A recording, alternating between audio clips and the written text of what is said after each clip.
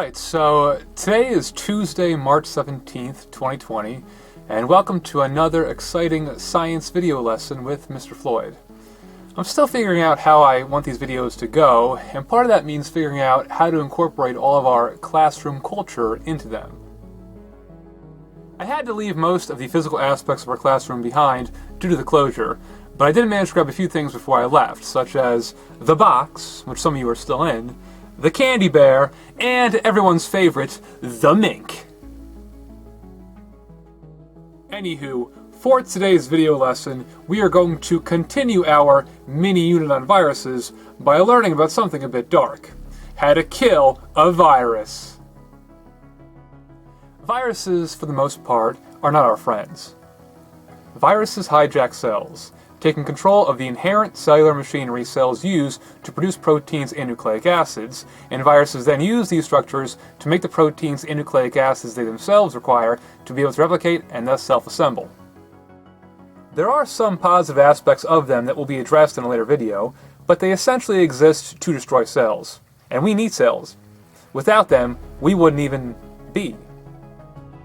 How do you kill what isn't even alive, though? Viruses, as you hopefully learned yesterday, are not considered to be alive, so how can they be killed? Do you have to use a mink? Get it off! Get it off! Get it off me! Do you need to electrocute them? Do you need to feed them to your pet cat? Will! Do you need to use a laser?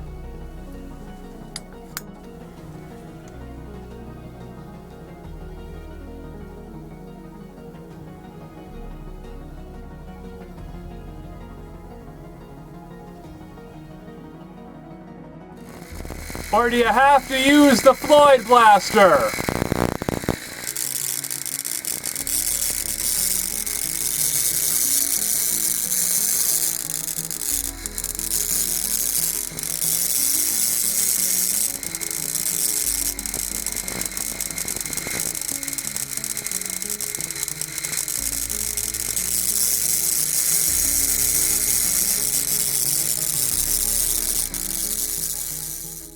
Today's video lesson will thus take a look at how to do something quite paradoxical in nature, and that something is how to kill a virus. Recall from yesterday that viruses have a unique structure. They are nucleic acids wrapped in a protein coat known as a capsid. Some types of viruses also have some additional structures, but for the most part, this is it. This structure is all they need, though, to get inside of your cells and take advantage of the nucleic acid and protein-producing structures present to create more of themselves. This structure is also one reason that they can be killed by a little something known as soap. I hope you all know by now, but washing your hands with soap is a great way to kill germs such as bacteria and viruses. Soap is made of lipid molecules, similar to the ones found in the lipid bilayer of a cell membrane. Viruses, since they are not cells, do not possess a cell membrane, but some do possess a viral envelope made from their host cell's cell membrane. The lipid molecules in the soap thus compete with these molecules derived from the host cell's cell membrane, and this can lead to the viral envelope breaking down and the virus's structure thus falling apart like a house of cards. Note that I said breaking down and falling apart, though, and not dying, since viruses are not alive and technically cannot die. Hand sanitizers possess similar chemicals, usually types of alcohols, that can do the same thing, thus making them another helpful weapon in the fight against the virus.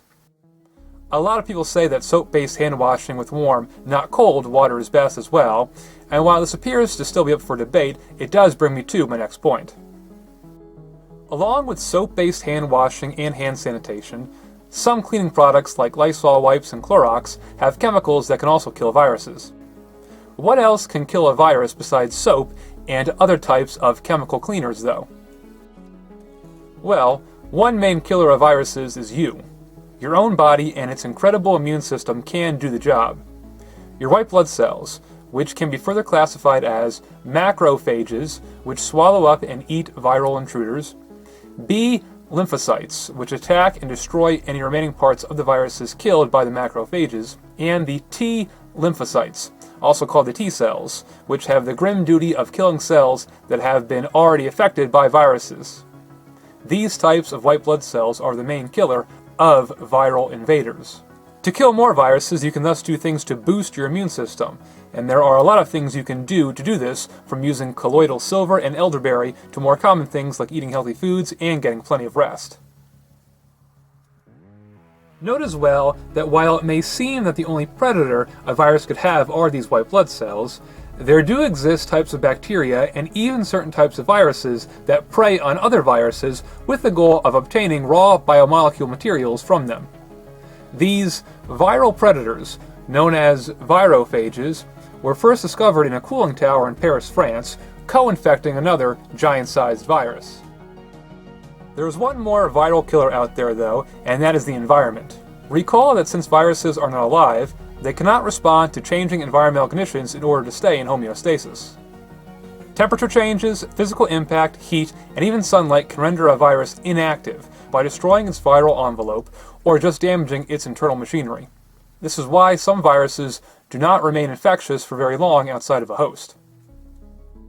However, there are some viruses that can remain in a dormant state outside of a host for very long periods of time to someday become active again. There could also possibly be dormant viruses frozen in ice or in mummified remains, making this yet another topic for a future day's video lesson. So, despite not being alive, there definitely are ways to kill a virus. I thus hope you all learned something new today about viruses on this second day of what is quickly becoming a historic time of school closures. Like I said yesterday though, we must keep learning.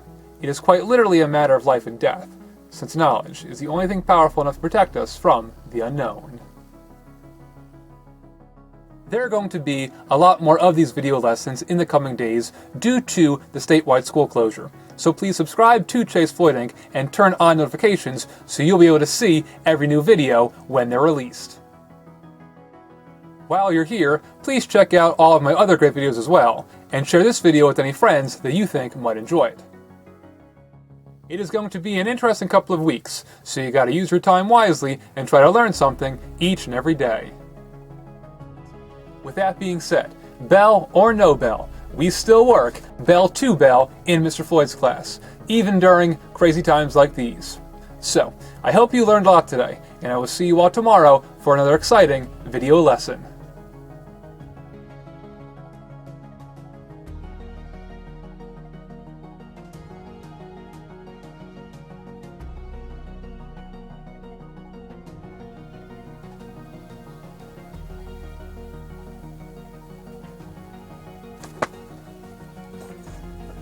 Get it off me.